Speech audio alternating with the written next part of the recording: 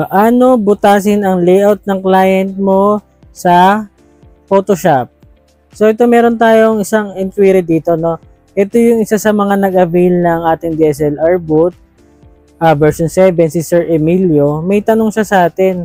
So paano daw bubutasin yung layout na ginawa niya sa Photoshop? Kasi kapag nag-avail kayo sa akin ng application ng DSLR boot or application ng photo boot, binibigyan ko kayo ng templates na pwede nyo gamitin pag-practicean at syempre sa mga event nyo. Bukod doon, nagbibigay din ako ng Adobe Photoshop latest version, yung 2025 na version. So, ibig sabihin, pwede kayong gumawa ng mga layout nyo sa Canva. Tapos, yung mga ginawa nyong layout sa Canva ay bubutasin nyo naman at gagawin yung PNG file sa Photoshop po. So, ito yung nire-request ni Sir Emilio sa atin kung paano daw ginagawa. So, ginawa natin ng quick tutorial lang, no? So, let's watch na lang po yung video natin. Thank you! May tutorial po tayong gagawin para kay Sir Emilio. Sir Emilio, ito po yung tutorial na sinasabi niyo po. Yung paano pagbutas po sa Photoshop, no? So, open niyo lang po yung Photoshop na, na binigay ko sa inyo or kahit anong Photoshop. Tapos, naghahanap lang ako ng wala pang butas na layout. Ito po. Yung ginawa nyo na lang, no? Example ko na lang. Okay.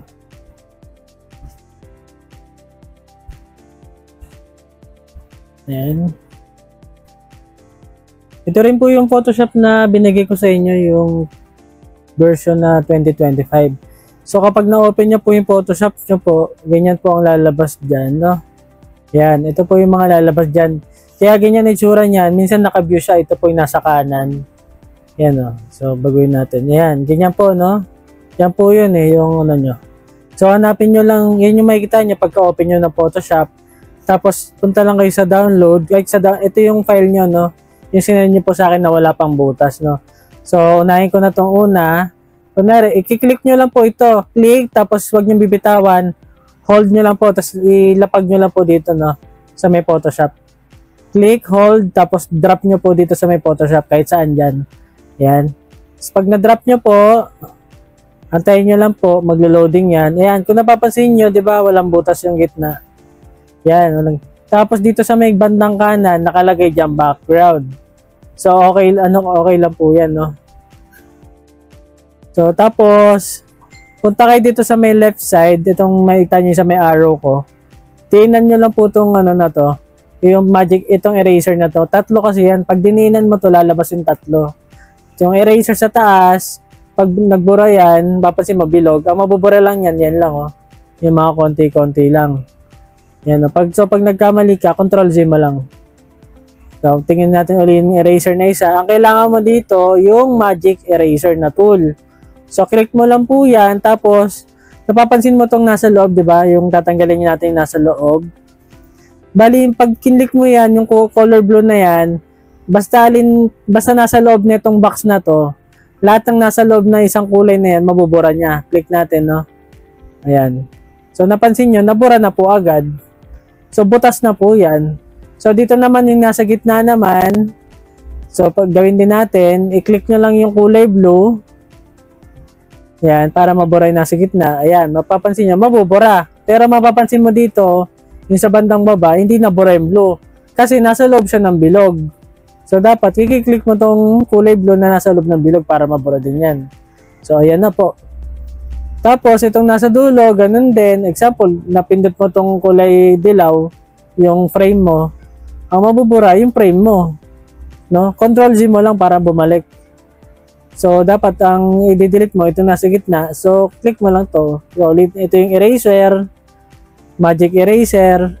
Tapos, click mo lang po ulit yung nasa gitna. O, yan. So, tapos na po agad yung kailangan mong gawin. So, para ma-save mo lang itong file na to, pindutin punta ka dito sa taas, sa upper left yung file.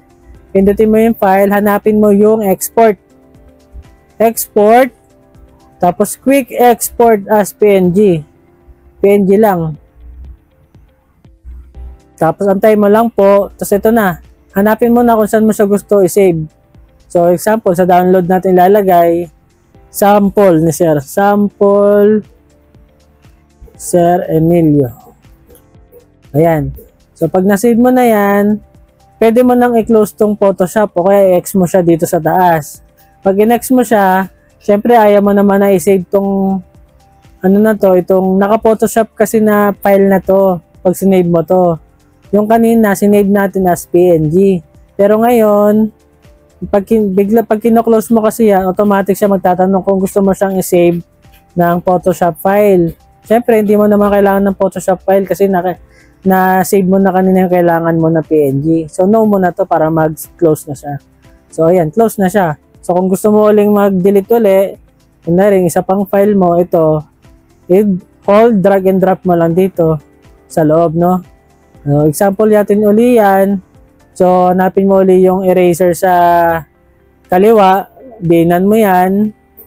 Tapos, hanapin mo yung magic eraser.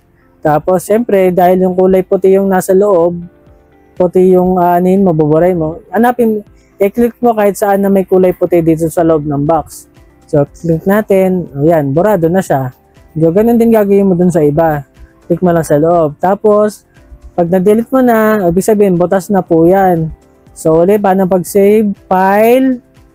File lang po kayo. Tapos, pagdating mo sa file, punta kayo sa export. Tapos, quick export as PNG lang. Sample ulit. Sample ni Sir ulit. Ayan. So, ganun lang po kabilis magbutas po ng layout po sa Photoshop po. No? So, yan. So, kung gagawa ka ng layout, so sa Canva, katulad ng ginagawa mo, pagbubutasin mo, sa Photoshop naman po. Thank you po.